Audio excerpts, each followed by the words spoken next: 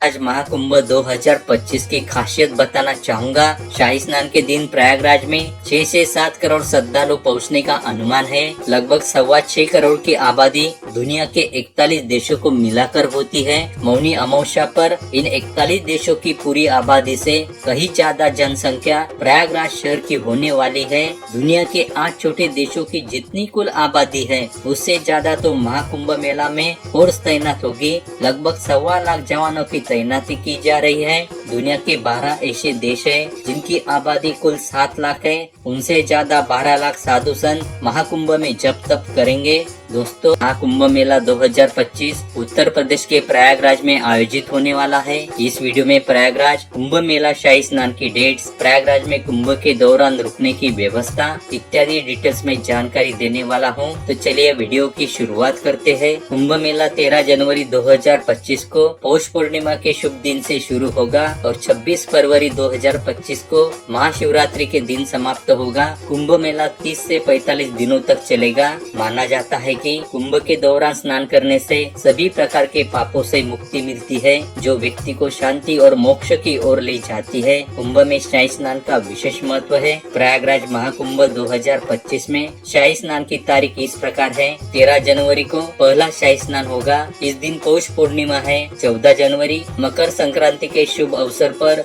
शाही स्नान होगा। 29 जनवरी को मौनी अमावस्या है। इस दिन भी शाही स्नान होगा। 3 फरवरी के दिन बसंत पंचमी के मौके पर शाही स्नान होगा। 12 फरवरी माघ पूर्णिमा के शुभ मौके पर भी शाही स्नान किया जाएगा। 26 फरवरी महाशिवरात्रि के मौके पर भी शाही स्नान किया जाएगा। अगर आप शाही स्नान की तारीख को प्रयागराज जाने की सोच रहे हैं तो महिला, बच्चे, बुजुर्ग व्यक्ति को साथ लेकर जाने से बचें, क्योंकि शाही स्नान के दिन लाखों की संख्या में श्रद्धालु कुंभ में पहुंचते हैं। आपको रुकने खाने पीने की समस्या का सामना करना पड़ सकता है। कुंभ में खो जाने की संभावना भी बहुत ज्यादा होती है। शाही स्नान की तारीख छोड़कर अन्य तारीख को फैमिली के साथ प्रयागराज जाना अच्छा फैसला रहेगा। संगम पर स्नान करने और रात में रुकने में कोई समस्या नहीं आएगी। प्रयागराज में कुंभ के दौरान रुकने की व्यवस्था कैसी रहेगी? सिर्फ महिलाओं के लिए प्रयागराज रेलवे स्टेशन के आसपास 5 रेन बसेरे लगाए गए हैं। यहाँ सिर्फ महिलाओं की फ्री में रुकने की व्यवस्था की गई है। प्रयागराज के अन्य रेलवे स्टेशन जैसे फाफामऊ जंक्शन, प्रयागराज शिवगी जंक्शन, सूबेदारगंज रेलवे स्टेशन, इनको लगकर ही पुरुष महिला सभी के लिए फ्री में रुकने के लिए रेन बसेरा लगाए गए हैं। और घाटों के पास भी कई सारे रेन बसेरा लगाए गए हैं, जिसमें हजारों लोगों की रुकने की फ्री में व्यवस्था की गई है। रेन बसेरा में रुकने के लिए आधार कार्ड जरूरी है। फ्री के रेन बसेरा में ऑनलाइन बुकिंग नहीं होती है। पहले आओ पहले पाओ बेसिस पर एंट्री दी जाती है। प्रयागराज में रुकने के लिए कई सारी धर्मशाला और प्राइवेट होटल भी है। अगर होटल या धर्मशाला में आपको रूम नहीं मिलती है तो आपको घाटों पर पुरोहित मिल जाएंगे, जो टीका लगाने और पूजा पाठ का काम करते हैं। उनके द्वारा भी टेंट लगाए जाते हैं। उनसे संपर्क कर आपको टेंट में रुकने और खाने पीने की सुविधा मिल जाती है। यहाँ मैं होटल और धर्मशाला के रूम किराया बताने वाला नहीं हूँ, क्योंकि कुंभ मेले के दौरान लाखों की संख्या में लोग आते हैं, इसलिए होटल और धर्मशाला वाले मनमानी ढंग से पैसे वसूलते हैं। अगर आपका बजट अच्छा है तो आपको प्राइवेट टेंट में रुकने का विकल्प भी है। कुछ समाज सेवी संस्थाओं और प्राइवेट कारोबारी द्वारा टेंट सिटी का निर्माण किया गया है। टेंट सिटी में general cottage, semi deluxe cottage, deluxe cottage, family cottage, luxury cottage, इनमें रुकने के एक रात्रि के रेट 1500 से 40,000 तक है, जिसमें 5 स्टार सुविधा मिलेगी। टेंट सिटी के टेंट की ऑनलाइन बुकिंग होती है। आपको डिटेल्स में जानकारी www.kumbh.gov.in इस वेबसाइट पर मिल जाएगी। रूम या टेंट की ऑनलाइन बुकिंग करते समय फ्रॉड होने से बचें। सिर्फ ट्रस्टेड वेबसाइट या ऐप से ही पेमेंट करें। दोस्तों, भारत के सबसे प्राचीन शहरों में से एक है प्रयागराज, जो उत्तर प्रदेश में स्थित है। हमारे प्राचीन ग्रंथों में प्रयाग या तीर्थराज के नाम से प्रसिद्ध भारत के सबसे पवित्र तीर्थों में से एक है प्रयागराज। इसे सभी तीर्थों का राजा भी माना जाता है। प्रयाग यानी संगम, 3 नदियों का संगम, जो माँ गंगा, माँ यमुना और अदृश्य रूप से बह रही माँ सरस्वती नदी का मिलन स्थल है, जिसे प्रयागराज का त्रिवेणी संगम भी कहा जाता है। यह सभी सनातनियों के लिए बहुत ही पवित्र स्थान है। प्रयागराज में प्रतिवर्ष माघ मेला, हर 6 वर्ष में अर्ध कुंभ और हर 12 वर्ष में महाकुंभ का आयोजन होता है।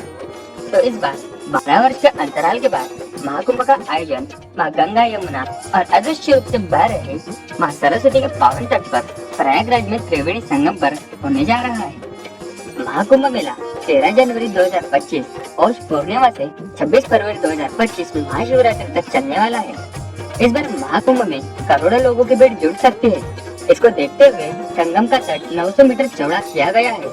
दोस्तों, इस वीडियो में जानेंगे प्रयागराज के त्रिवेणी संगम जहां महाकुंभ मेला आयोजित होने जा रहा है वहां पर कैसे पहुंच सकते हैं और यहाँ रहने की क्या क्या सुविधाएं हैं, शाही स्नान की तिथियां क्या होगी, भोजन की व्यवस्था और आसपास कौन से दर्शन स्थली है जहाँ आप जा सकते हैं और यहाँ आने का सही समय, और वीडियो के अंत में बताएंगे कि प्रतिदिन प्रति व्यक्ति का कितना खर्चा आएगा और महाकुंभ की संपूर्ण जानकारी हम आपको इस वीडियो में बताएंगे। तो बने रहिए वीडियो के अंत तक और वीडियो को अपने दोस्तों को शेयर करें और चैनल को सब्सक्राइब एंड फॉलो करें, और जो सच्चा सनातनी हिंदू है वह कमेंट में जय सनातन जरूर लिखें। त्रिवेणी संगम पर आप कैसे पहुंच सकते हैं? दोस्तों, यहाँ तक आपको हर बड़े शहरों से डायरेक्ट ट्रेन या बसेस मिल जाते हैं। अब ट्रेन की बात करें तो संगम के नजदीक ही प्रयागराज जंक्शन, प्रयागराज शिवके, प्रयागराज रामबाण और प्रयागराज संगम ये नजदीकी रेलवे स्टेशन है जो त्रिवेणी संगम से 5 से 7 किलोमीटर की दूरी पर स्थित है। और हवाई मार्ग की बात करें तो संगम के निकट ही प्रयागराज एयरपोर्ट भी बना हुआ है। यह संगम से 13 किलोमीटर की दूरी पर स्थित है। अगर आपका बजट लो है तो आप ट्रेन से बड़े आराम से यहाँ तक पहुँच सकते हैं, और रेलवे स्टेशन के बाहर से या एयरपोर्ट के बाहर से आपको संगम तक ले जाने के लिए शेयरिंग ऑटो या प्राइवेट टैक्सी भी मिल जाती है जो आपको संगम तक 20 से 30 मिनट में पहुंचा देते हैं। सबसे जरूरी बात, यहाँ 2 दिन पहले सुबह या दोपहर तक संगम तक पहुंच सकते हैं। तो आप बताते हैं जो संगम के नजदीक 4 से 5 किलोमीटर की दूरी पर कौन कौन सी दर्शन स्थली है जहाँ आपको जाना चाहिए। सबसे पहले आपको संगम स्नान करना है। उसके बाद त्रिवेणी संगम के पास ही है अकबर किला, वहाँ भी आप जा सकते हैं। वहाँ पर आपको अक्षय वट देखने को मिलेगा। यह वट वृक्ष बहुत ही प्राचीन है। यह वृक्ष सतयुग से यहाँ पर विराजित है। इसका पुराणों में भी वर्णन मिलता है। सतयुग में स्वयं नारायण भगवान यहाँ प्रकट हुए थे और त्रेता में भगवान श्री राम भी यहाँ आए थे और द्वापर में भगवान श्री कृष्ण भी यहाँ आए थे। पौराणिक कहानी अनुसार भगवान राम ने इस वट वृक्ष को सृष्टि के अंत तक जीवित रहने का आशीर्वाद दिया था और इसीलिए इसे अक्षय वट के नाम से भी जाना जाता है। अक्षय वट से कुछ ही दूरी पर लेटे हुए हनुमान जी का मंदिर है। जब श्री राम, लक्ष्मण और माता सीता 14 वर्ष के वनवास के बाद अयोध्या लौटे थे, तब श्री राम, लक्ष्मण और माता सीता ने अक्षय वट के नीचे ही विश्राम किया था और माता सीता ने हनुमान जी को विश्राम करने के लिए कहा था। तब हनुमान जी ने इसी जगह पर विश्राम किया था। तब से यहाँ पर मंदिर का निर्माण किया गया। कहते हैं संगम स्नान करने के बाद आपने अक्षय वट और लेटे हुए हनुमान जी के दर्शन नहीं किए तो आपकी यात्रा अपूर्ण मानी जाती है। लेटे हनुमान जी के दर्शन के बाद आपको माँ आलोक शंकरी देवी के मंदिर जरूर जाना चाहिए, जो माता सती का एक शक्तिपीठ है। यहाँ पर माँ सती के हाथ का पंजा गिरा था। यहाँ पर माँ के झूले के स्वरूप में दर्शन होते हैं। तो आलोक शंकरी मंदिर के बाद आप जा सकते हैं महर्षि भारद्वाज पार्क। यहाँ पर महर्षि भारद्वाज जी का आश्रम है। जब भगवान राम पहली बार चित्रकूट जा रहे थे तब उन्होंने महर्षि भारद्वाज जी को चित्रकूट का रास्ता पूछा था, और दूसरी बार वनवास आते समय भगवान राम यहाँ आए थे। दोस्तों, महर्षि भारद्वाज आश्रम के साथ है श्री वेणी माधव मंदिर। इसके दर्शन तो आपको करना ही पड़ता है। श्री वेणी माधव मंदिर से 10 मिनट की दूरी पर है श्री नाग वासुकी मंदिर। पौराणिक कहानी अनुसार समुद्र मंथन के बाद वासुकी नाग बहुत थक गए थे। तब उन्होंने भगवान नारायण से विश्राम के लिए कोई स्थान मांगा था। तो नारायण ने उन्हें यह स्थान बताया जहाँ वो शांति से विश्राम कर सके।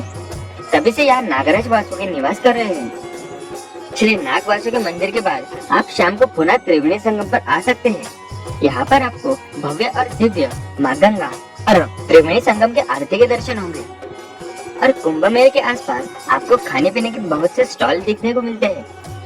दोस्तों, अब बात करते हैं महाकुंभ तक आने जाने का, खाने पीने का और बाकी सभी टोटल बजट। दोस्तों, एक दिन और एक व्यक्ति का कम से कम 5 से 6 हजार रुपए और ज्यादा से ज्यादा 10 हजार तक बजट जा सकता है, और ये आपके ऊपर डिपेंड करता है कि आप किस राज्य, किस जिले में रहते हो और वीआईपी फैसिलिटी यूज करते हैं या नॉर्मल फैसिलिटी। इससे भी आपका बजट कम ज्यादा हो सकता है।